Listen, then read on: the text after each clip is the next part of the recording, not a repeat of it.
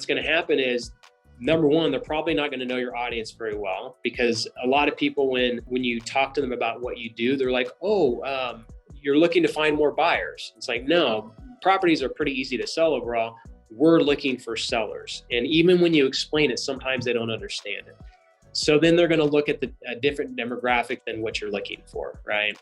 On top of that, they're trying to sell you, they're typically going to try and sell you something that's really expensive and maybe something that it has been harder to sell, so they can get rid of the inventory.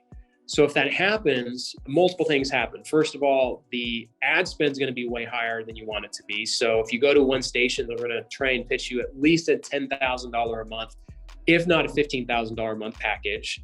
Whereas I said in most markets, we can spend $5,000 a month. And one thing I did mention is that $5,000 a month is spread across at least 2 to 3 different stations. And then if you add more money, we can get up to 5 stations. But, picking those right shows allows you to not only hit the right demographic, but it also allows you to save money, because luckily our demographic, the shows that we are on, are a lot less expensive.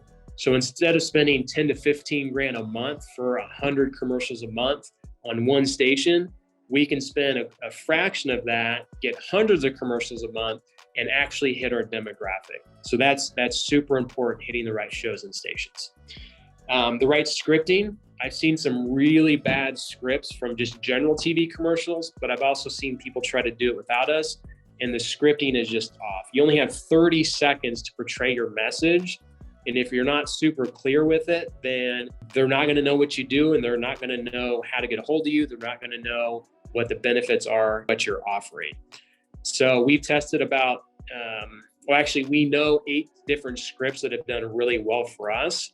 And so luckily we have those scripts that we know that works. And anytime we plug them into other markets, they have worked as well.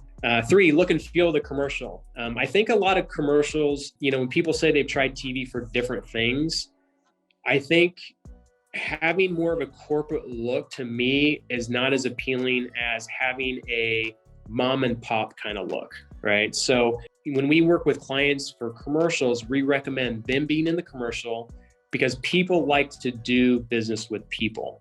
So having that look and feel like they are the company, that they are the person that is going to come to the house and talk to them about their house is super important.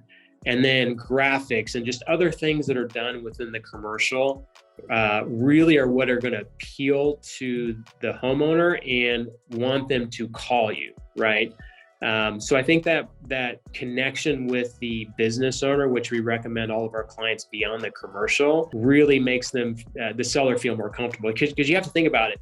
They are dealing with usually a really tough situation. They're dealing with something that, a house that's a big deal for them to sell.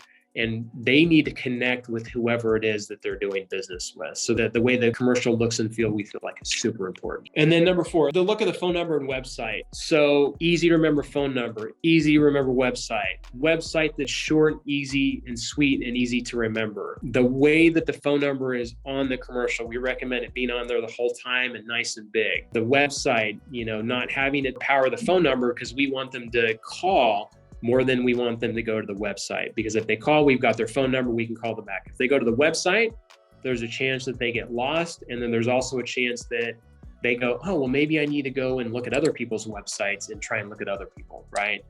So easy to remember. And also the way that the phone number and website are on the commercial that allows them or pushes them to call you instead of going to the website. And I'd say about 80% of the people that inquire from TV are typically going to call compared to go to the website. And then the other thing is just the way that you answer the phone calls. This really has to do with any marketing methods. We feel like the people that do really well with TV are those that do really well on the phone. So answering the phone is number 1, like trying to answer the phone and try and answer them right away, as opposed to it going to voicemail and then maybe calling them back the next day. I understand that you can't answer the phone all the time, but at the very least calling them back within a short amount of time. I'd say within like 15 minutes, if not within 5 minutes, if you can. We actually started helping our clients quite a while ago with kind of their sales. So we actually run the phone number from TV through a call system. and we can listen to the calls. And so those that are doing really well with TV are the ones that are answering. They're answering professionally. And if they're not answering, seeing that they call back very quickly and respond to the client. So when someone says direct mail doesn't work or something doesn't work, really I look at, okay, did that person really operate their phone system well? Did they operate their sales very well? Because if they didn't, it's the difference between doing okay or bad with the campaign and just doing really well with it. So that's a whole nother topic I could cover, but making sure that when you're putting marketing out there, that you're answering the phone and doing it correctly. All right. So I mentioned earlier that not only can you do TV commercials for yourself, but the thing that I love is joint venture partnerships. So here's 5 different steps to kind of creating a joint venture partnership and setting it up. So basically how this came about is, and let me backtrack a little bit. I didn't explain exactly what we do. I don't think 100%. So 10 years ago, I mentioned TV commercials is when we started. So over the years, people have been like, I don't know anybody else doing TV. I don't know anybody else doing TV. So a couple years ago, someone said, why don't you show other real estate investors what you're doing with TV commercials? And so I'm like, okay, that's interesting. I can show my scripts. I can show my schedules. I can show them all these things.